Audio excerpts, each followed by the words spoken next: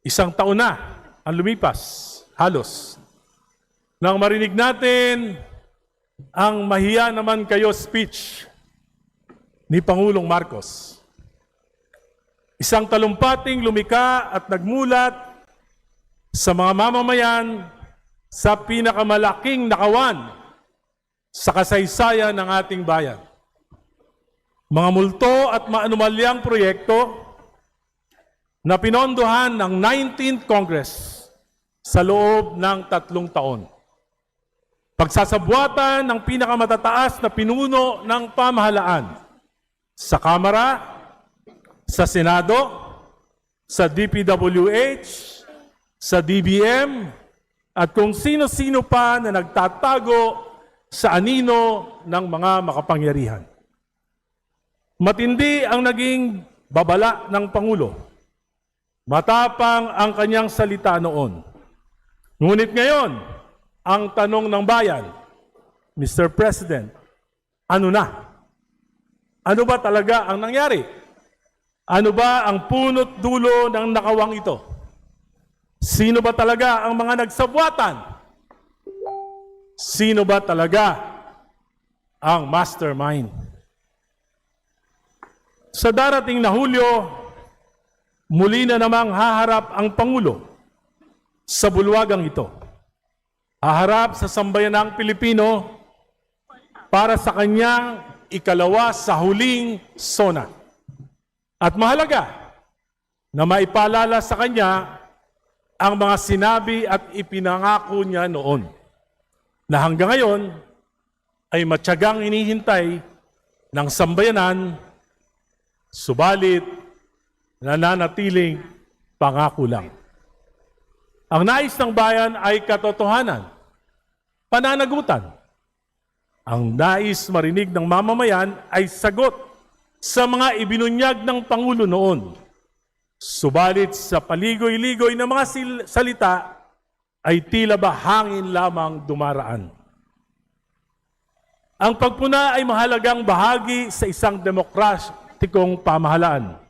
Hindi ito sagabal sa pamahalaan, kundi isang sandigan upang matiyak na ang bawat polisiya ay tama at higit na para sa nakakarami.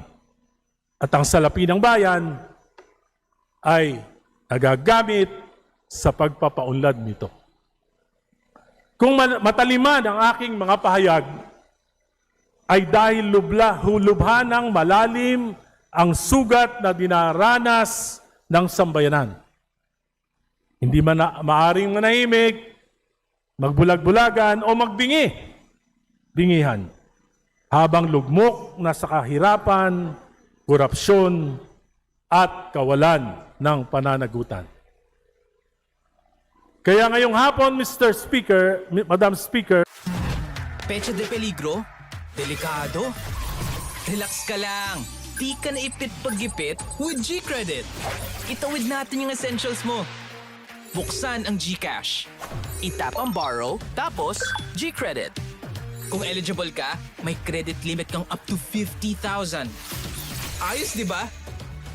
Pwedeng-pwede pang grocery o bills. As low as 1.70 pesos daily interest lang kada 1,000 pesos. Mas mura pa sa candy. Pay later dahil pwedeng bayaran on or before the due date. Pag di pa kaya ng buo, pwedeng 10% muna para magaan sa bulsa. Tuwing nagigipit, may tatawid natin yan with G-Credit.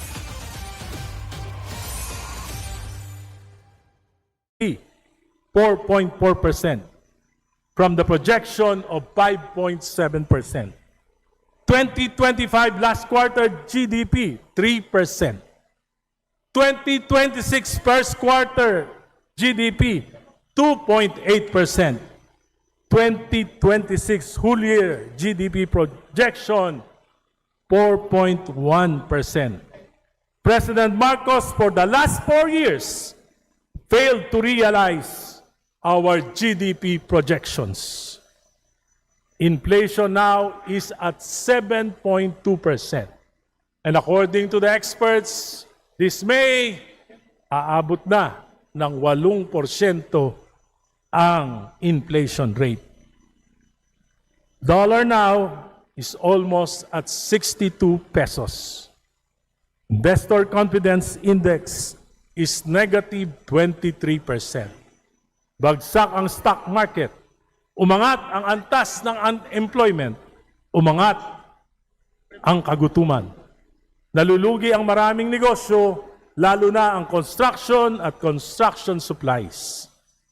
Higit 18 trillion ang utang at tinatayang aabuti na ito ng 22 trilyon bago matapos ang termino ng Pangulo. Ang Administrasyong Marcos ngayon ang may pinakamalaking pag-utang sa kasaysayan ng ating bansa. 9% taon-taon ang average na pag-akyat ng utang at kalahati lang lamang ang pag-angat ng gross domestic product. Tunay na masasadlak tayo sa kahirapan. From a rising economic tiger in 2016, during the time of President Aquino, now we are back to being the sick man of Asia. Naiwanan na tayo ng ating mga kalapit na bansa. This is due mainly to corruption and the failure of the Marcos administration to address it squarely. Our neighbors survived the Middle East geopolitical tensions, as shown by their GDP and inflation rate. Pilipinas lang ang tunay na naghirap. Pilipinas lang ang patuloy na maghihirap. Sa infrastruktura at government spending, instead of sound policy reforms, what the public works did was to resort to optics. Kunwari, mag-iimbestiga. Kunwari, mag-iinspeksyon ng mga proyekto. Tinanggalan ng pondo ang lahat ng flood control projects, maging ang mga higit na kailangan. Kaya sigurado ako na ang baha, pagkawala ng buhay at kabuhayan ngayong tagulan ay mangyayari sa buong bansa. Pinababa ang material cost ng mga proyekto ng napakababa at hindi makatotohanan. Kaya 5 buwan na, wala pa ring procurement.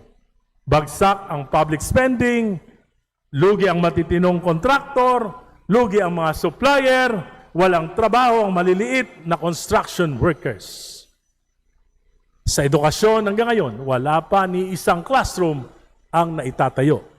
180,000 classrooms ang backlog ng ating pampublikong paaralan. Political issues, unity. Yan ang pangako ng Pangulo bilang susi sa pag-uunlad. Ano ang nangyari? Away sa Vice President, awayan sa Senado, damay ang hudikatura, nahati ang mga Pilipino. May dilawan, may pulahan, may DDS, may DDH, nag-iinsultuhan, nagmumurahan, parang ang mga grupo naging kulto ng pare-pareho. Ang presidential spokesperson, araw-araw may inaaway. Ito na lang ba ang programa ng Administrasyong Marcos? Ayuda, ayuda, ayuda. Higit 8 bilyon para sa mga barangay. 200,000 pesos kada isa sa 42,000 barangays ng bansa. Makatwiran ba ito? Equitable ba ito? Kailangan ba ito? Namomonitor ba kung tama ang paggasta nito? Hindi para itong salapi na isinaboy sa hangin. 50,000 ang populasyon ng isang barangay, makakatanggap ng 200,000. Yung isang barangay, 1,000 lang ang populasyon, makakatanggap ng 200,000. Where is the equitability? 5 scholars to be determined by the barangay. Di ba dapat ang CHED o mga paaralan ang tamang magpatupad nito? Ang mangyayari niyan, ay awayan at tampuhan. Reklamo, kamag-anak lang ni Kapitan ang nabigyan, 100K. Bahala na kayo kung saan yung gagastusin. Alam naman natin, barangay, pati SK ngayon, may SOP din. Sayang ang salapi ng bayan. This is patronage politics. Hindi makatwirang programa at walang magiging impact sa pagunlad. Ano ba ang kinakampanya ng Pangulo? Ang pagtaas ng kanyang trust rating o ang pagunlad ng bansa?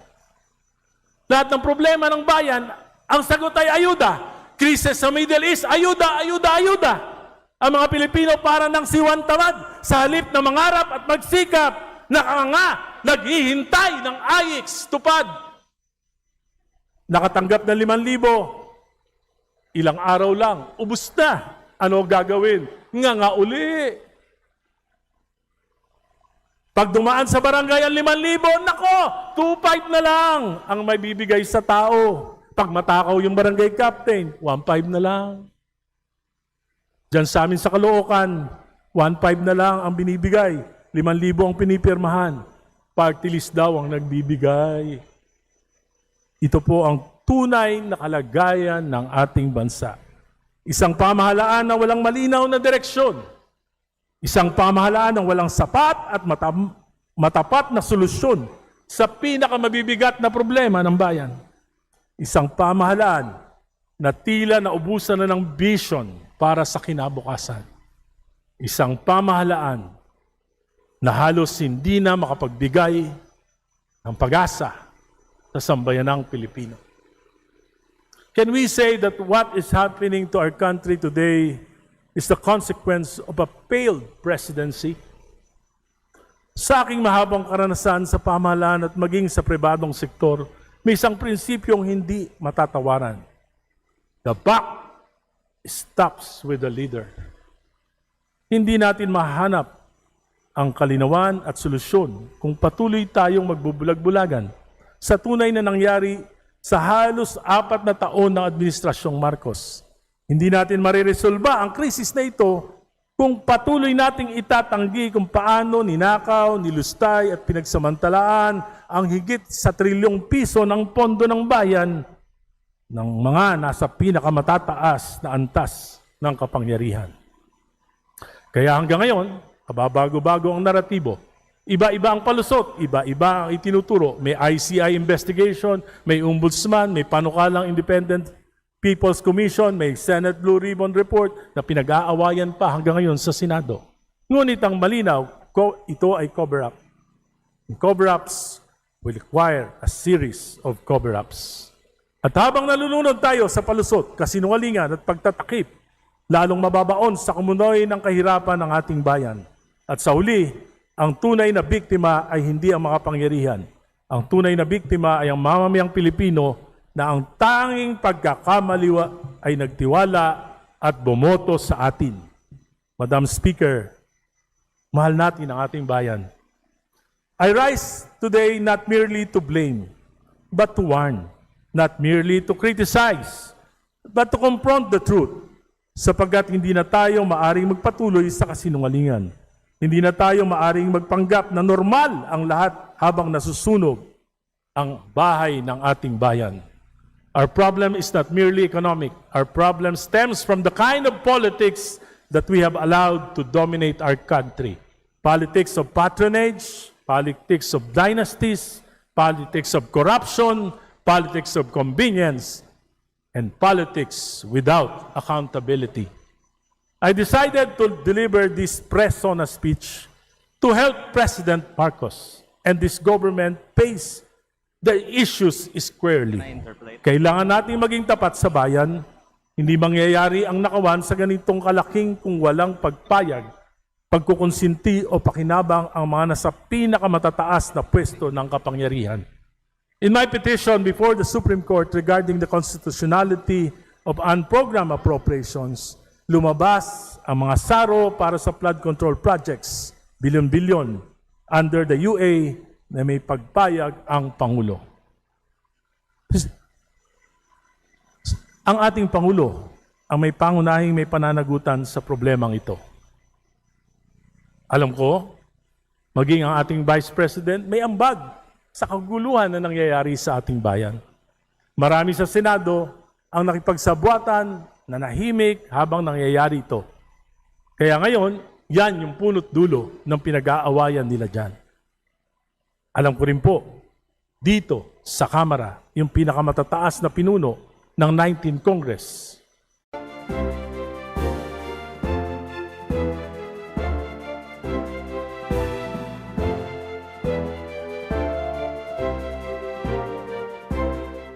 Ihirap dito. Sa halip na magmaang-maangan, harapin natin ang katotohanan. Kaya ngayong hapon, sana makarating sa ating Pangulo. Pakinggan mo naman yung mga abang tinig. Sa SONA, sa July 27, ang nais marinig ng sambayanan ay hindi palusot, hindi pagtuturo kung kani-kanino, hindi scripted optics, hindi bagong palabas. Ang nais marinig ng sambayanan ay ang katotohanan. Ang nais marinig ng sambayanan ay ang paghingi natin ng paumanhin. Ang nais marinig ng sambayanan ay malinaw na plano kung paano wawakasan ang krisis na ito at kung paano ang ating mga pananagutan. Sa ating Pangulo, hindi siguro masamang sabihin ng diretso, you can no longer accomplish grand legacy projects in the remaining 24 months of your administration. At sa bigat ng kalagayan ng ating ekonomiya, mahirap paniwalaan na may sino man sa pamahalaan na kayang agad baliktarin ang ating economic situation. Ngunit, may magagawa pa. Sa halip na itulak ang hakbang tulad ng CONAS na lalong lamang magpapagulo sa bayan, ang pinakamahalagang pamana na maaring iwan ng ating Pangulo ay ang mga tunay na political reforms.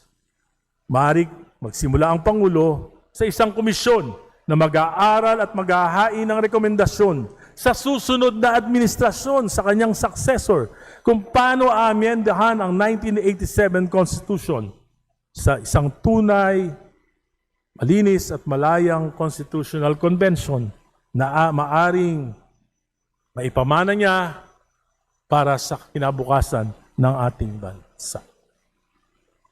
Maaring bumuo rin ang Pangulo ng isang independent commission para turuwiran ng wakasan ang problema natin dito sa infrastructure at budget anomalies. Hindi para magtakip, kundi di bali nang wag na magparusa, matukoy na lang yung katotohanan para matiyak na hindi na ito mauulit sa kinabukasan. Maaring bigyan ng Pangulo ng maayos na pamahalaan after his term. Kung mabibigyan niya tayo ng mabuting mga leader sa susunod. Sa pamamagitan ng pagsulong ng mga reformang elektoral. Kabilang po dito, buong pakumbabakong minumungkahi na sana lahat tayong mga politiko, lahat ng kakandidato sa 2028, kailangan mag-submit tayo ng sinumpaang platform of government na pangangatawanan natin. At bukod doon, dapat para mabigyan natin ng political maturity, mayangat natin ang antas ng kamalayan ng ating mga botante, dapat mandatory ang debate sa lahat ng mga kakandidato. Kahit sino ka man, dapat humarap ka sa debate para malaman ng tao ang iyong kakayahan. At least sa Panguluhan, dapat 3 beses magdedebate. Sa pangalawang Panguluhan, dapat 2 beses man lang. Dapat pati senador, dapat pati kongresista, dapat pati mga governor, dapat pati mayor humaharap sa debate upang maiangat natin ang kamalayan ng ating mga botante. At panguli, maaaring magpakumbaba ang ating Pangulo. May mas mahalaga sa pag-aaway. May mas mahalaga sa kapangyarihan. Gaano man nagkasakitan na, dapat ang manguna ay yung kapakanan ng bayan. Dapat manguna na ang Pangulo upang yakapin ang kanyang mga kalaban. Mr. President, sa July 27, taimtim akong makikinig sa iyo. kasama ang buong sambayanang Pilipino. Tama na po ang optics. Tama na ang palabas. Tama na ang denial. Tama na ang cover-up. Be honest, Mr. President. Be sincere. Confront the truth. Lahat pwedeng pagsisihan. Lahat pwedeng magkapatawaran. Ang mahalaga, ang katotohanan.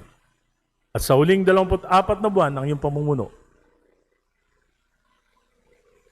Mr. President, mag-iwan ka ng kahit isang bagay na maaasahan ng sambayanang Pilipino.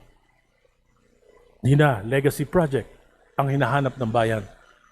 Katotohanan, pananagutan, reforma, at pag-asa. Salamat po. Majority Leader. Madam Speaker, I move to recognize the gentleman from the 4th District of Quezon City, the Honorable Representative Jesus Bong Sisuntay, for his interpellation. The Honorable Bong Suntay is recognized for his interpellation. Thank you very much, Madam Speaker. If our good colleague would allow me to ask a few questions. It's my honor, Madam Speaker. Madam Speaker, nabanggit ho ng ating tagapagsalita sa kanyang privilege speech na nagmula doon sa kataga ng ating Pangulong, mahiya naman kayo.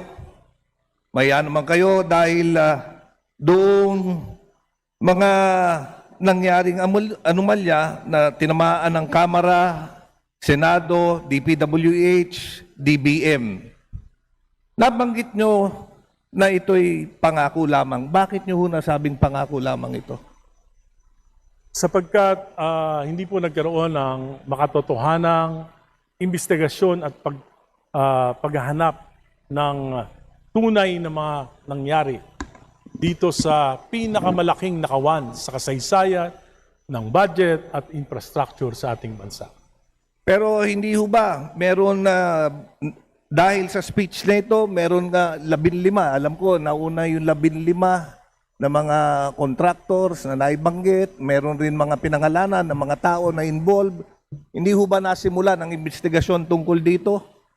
Sa akin pong palagay ay hindi po naging ganap yung investigation at laging nahihinto yung mga investigasyon.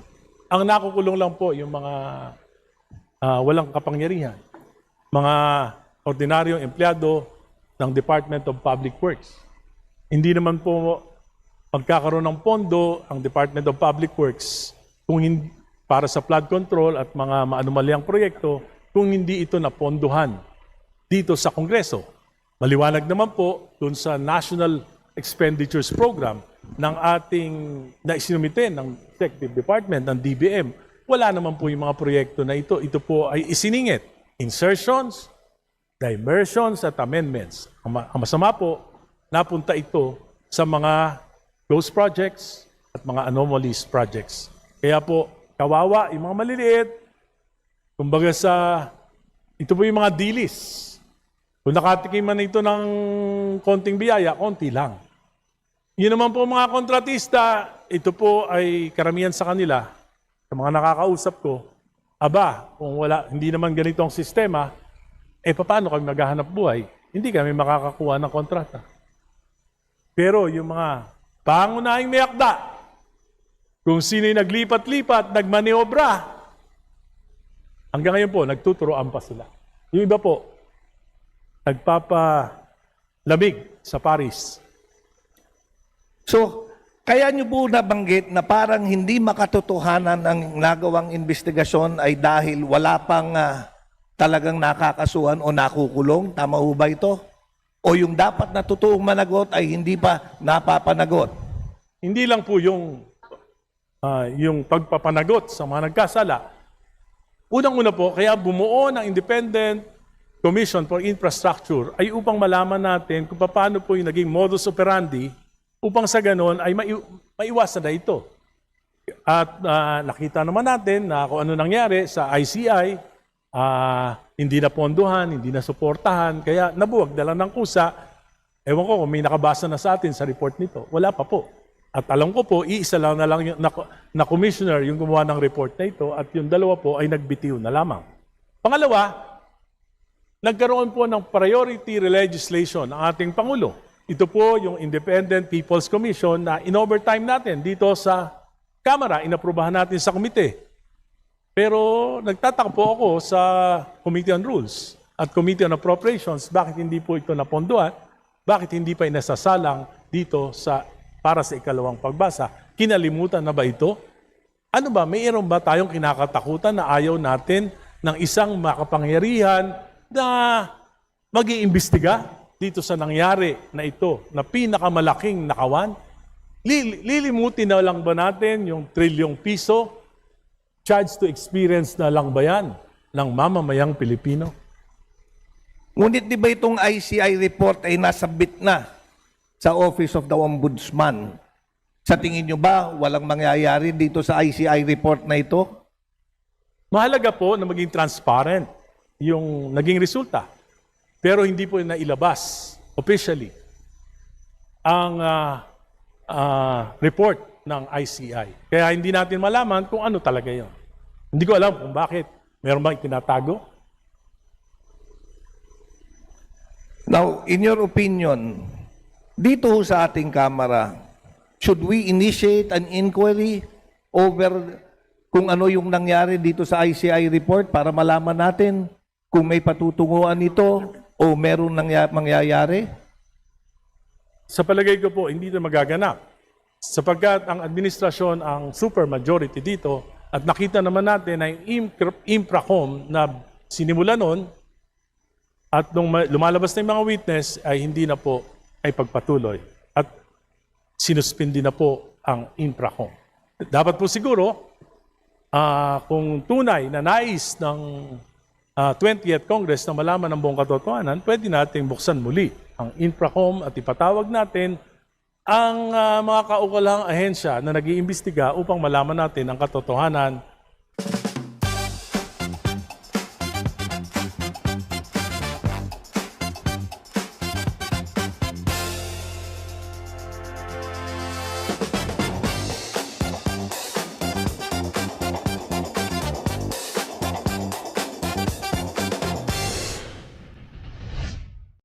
Na pinuntahan, ininspeksyon, at may mga iba ditong may findings na. Ang unang-unang ginawa ng DPWH ay repasuhin yung mga cost estimate ng mga proyekto.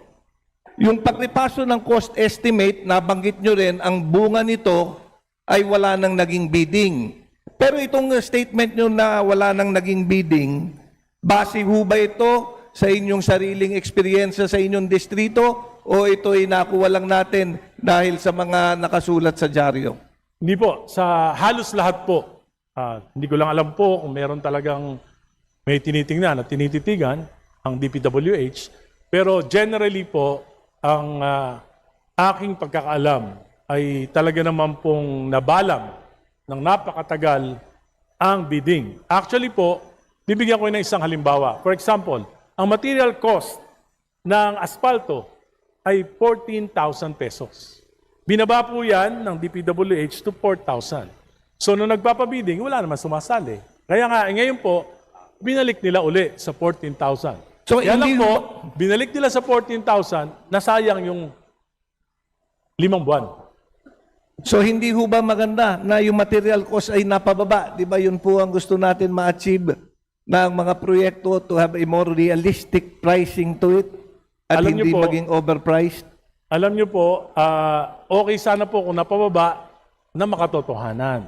Kaya lang po, for example, yung 4,000 na asfalto, ang presyo, pag kumuha ka ng asfalto sa isang asphalt company, mga 8,000.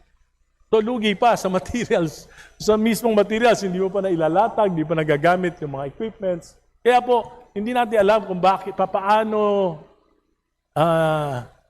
ito po ay parang, nagkaroon po kasi ng pahayag ng ating Pangulo na dapat pababain ng 50% yung materials cost ng mga proyekto. Binaba ng 50%. Pero bandang uli, nakita naman natin na hindi makatotohanan ito. So, ang Bukod ibig po doon, sabihin, pag nais ko sinab- pong sagutin yung isang katanungan nyo. Alam nyo, yung mga investigasyon na nangyari, hindi naman po totoo na yan. Huwag na tayo magmaang-maangan. Sapagkat, papaano mo iimbestigahan yung sarili mo?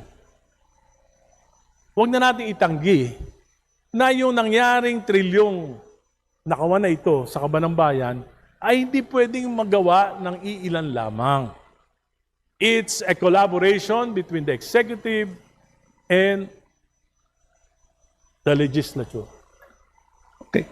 So, kagaya ng sinabi nyo, dahil ibinaba yung material cost, walang bidding na naganap o kung may bidding man, ito'y puro failed bidding. Ito'y Marami sa pong failed kabuuan bidding. ng ating bansa. So, hindi naman pala, kagaya sa distrito ko, walang bidding na nangyayari. Hindi naman pala dahil ako'y napili lamang. Doon sa distrito nyo, ganun din po ba? Well, hindi ko po alam, pero wala na po akong pakialam doon. Ang mahalaga po, bilang kinatawan ng aking lungsod, ay makapag-contribute ako sa pagtatama ng proseso ng ating pamahalaan.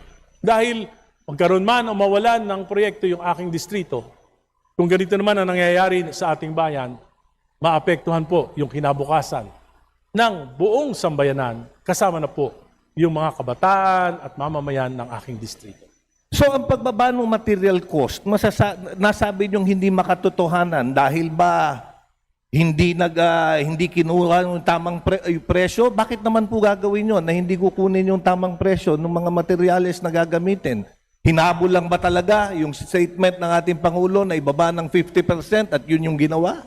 Yun po ang aking palagay, Madam Speaker, na upang mahupa ang galit ng mamamayan ay kailangan gumawa ng mga knee-jerk reactions. Tulad po nung pagtanggal ng 265 billion pesos para sa flood control sa buong bansa. Ito po ay napakamali sapagkat marami po sa mga proyekto na ito at ay matitino at lubang kailangan. At makikita natin ang resulta ng pagtatanggal na ito ngayong tagulan. Now, nabanggit nyo rin po dun sa inyong privilege speech that there is a backlog of 180,000 classrooms dito sa ating bansa. Diyan ba sa inyong distrito, sa Caloocan po ba, meron din pong backlog o ito naman ay limitado lamang sa mga probinsya? Yung pong 180,000 backlog ay ayon po sa Department of Education. At tunay naman po na kailangan sumabay sa pagdami ng populasyon ng mga kabataang nag-aaral sa public school ang pagpapatayo ng public school. Nang una pong nagkaroon ng zero backlog sa ating bansa ay noong 2016. At ngayon po, dahil sa pagdami ng mga bata, dami ng populasyon sa public school, sa kahirapan ng buhay na lumilipat na yung mga nasa private sa public school, ngayon po sa population ng public school students ay 180,000 na po ang backlog. Diyan po ba sa distrito nyo, in your estimate, do you have a backlog of school buildings or classrooms? Sa aking distrito po, sa Caloocan 2nd District, dahil nung panahon po ni Pangulong Aquino na kapartido po sa Liberal Party, nagkaroon po ako ng pagkakataon na ang maging priority projects na maidala ng pamahalang pambansa, pati po ng PAGCOR sa aking distrito ay mga paaralan. Noong ako po ay bumaba, after 3 terms, noong 2022, halos 90%, 10% na lang po ang backlog. Maswerte pala kayo dyan. Ngayon po, bumalik na naman dahil dumadami po yung Okay. populasyon. Kaya ko ito naitanong dahil sa aking distrito, naalala ko nung ating hinahanda ang budget for 2026. Isa sa una kong pinag-aralan dahil gusto ko ngang makatulong rin at may angat ang numero ng classrooms dito sa sa aking lungsod at sa aking distrito, pinatawag ko yung aming DepEd supervisor para tanungin kung ilan ang backlog namin sa classroom at kung kailangan ng school buildings. At ako'y nabigyan ng listahan. Yung listahan na yon, during the budget deliberation ay aking nilaban na mapondohan. Ngunit dahil sa kalungkutan, hanggang ngayon, nung fina-follow up ko, ang sabi sa akin, unimplementable. Nagtaka ako bakit magiging unimplementable samantalang ang listahan, nagmula mismo sa DepEd. Hindi na ako namili dahil ang importante para sa akin, madagdagan ng school buildings at classroom ang aking distrito. At yun naman ang aking gusto at yun ang gusto kong may paglaban. Ngunit nakakalungkot lang, ngayong fina-follow up ko, ay hindi raw maaaring ponduhan. Ngunit nasama ko sa pagpapondo. Ganyan din po ba experience nyo sa distrito nyo? Alam niyo po, mula nung ako po'y nagsasalita at bumabatiko sa pamahalaan, hindi na po ako umasa. Para hindi na po sumama ang aking loob. Kailangan lang po nating maunawaan at ipaunawa sa ating mga mamamayan na hindi dapat nag-aabuso ang Kongreso. Bakit naman po kayo nawalan ng pag-asa? Yung classroom hindi naman para Sapagkat sa inyo. ang pinakamahalaga Ito para sa po, mga estudyante. ang pinakamahalaga po, hindi lang naman po ngayong termino ng ating Pangulong Marcos, maging nung termino ng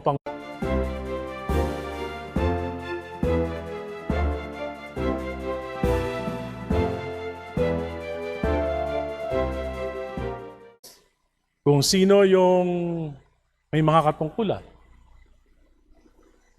yun po yung makikinabang. At hindi po naaayon ang pagpili sa mga proyekto sa tunay na pangangailangan ng sambayanan.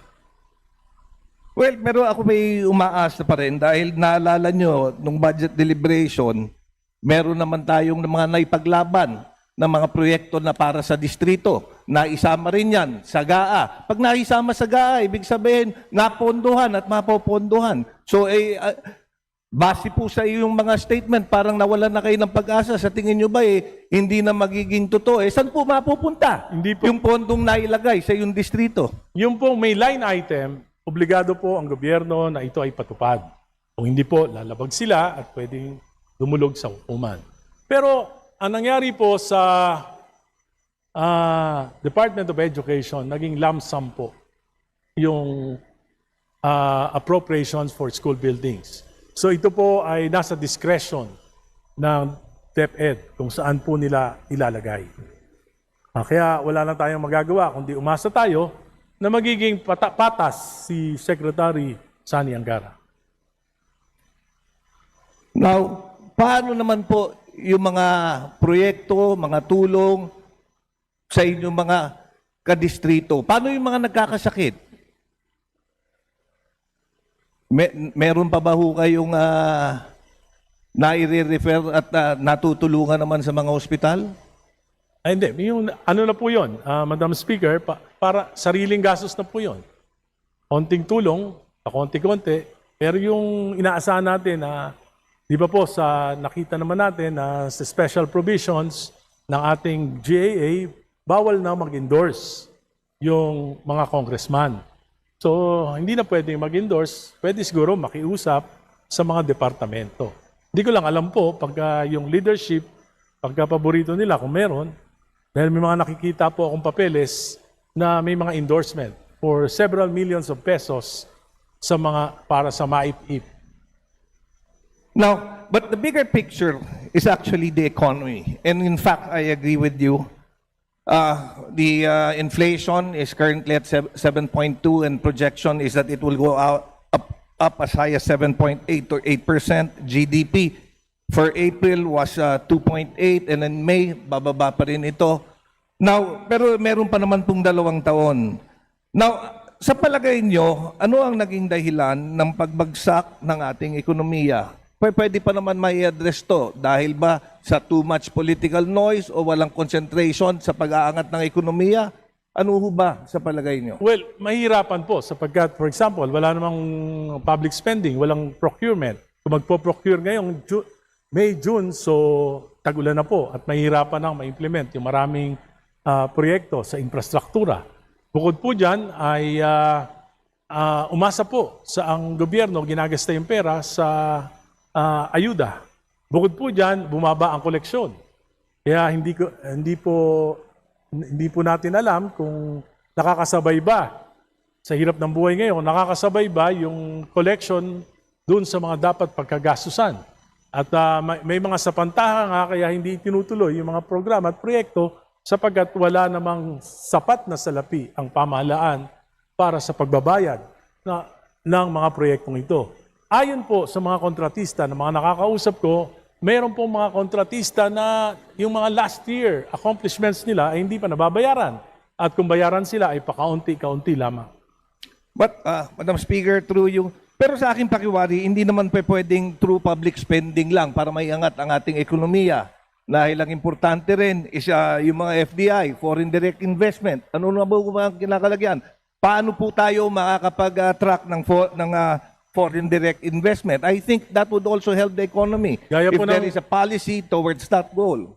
Madam Speaker, gaya po na sinabi ko kanina, bumaba po ng negative 23% ang index ng investments confidence sa ating bansa.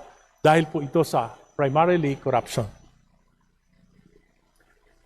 So sa inyong opinion, ano ang dapat gawin? Ang kailangan po, yung economic problem natin ay naging bunga ng ating political problems.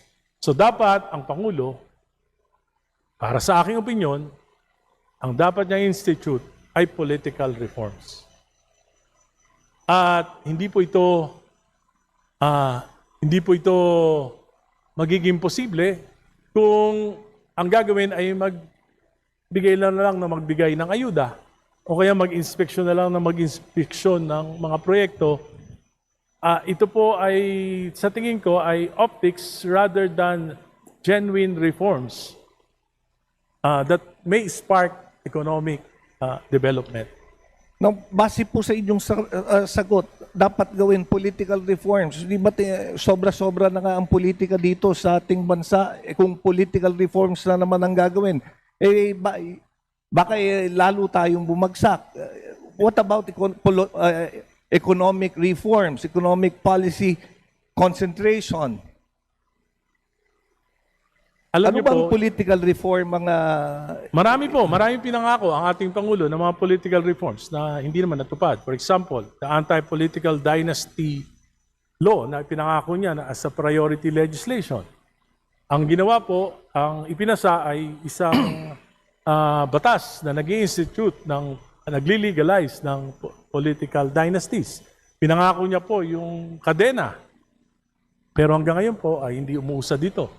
Pinangako niya po yung Independent People's Commission na mag-iimbestiga ng mga corruption sa infrastructure at national budget. Hindi rin po natupad dito. Yeah, pero Madam Speaker... Yan po yung pinakamalalaking dahilan kung bakit bumaba ang kumpiyansa ng mga namumuhunan sa ating bansa, maging lokal, maging nasyonal, maging international. Sapagkat kung may malaking corruption na nagaganap na hindi nasasagot o napapahinto ng pamahalaan, ay talaga pong pupunta nila sa ibang mga bansa na mas maayos ang estado ng pagninegosyo. Okay, now, pagdating sa accountability, sang-ayon ako sa inyo yan, that it might be able to help lift our country pagka may papakita ng ating pamahalaan that there is true accountability.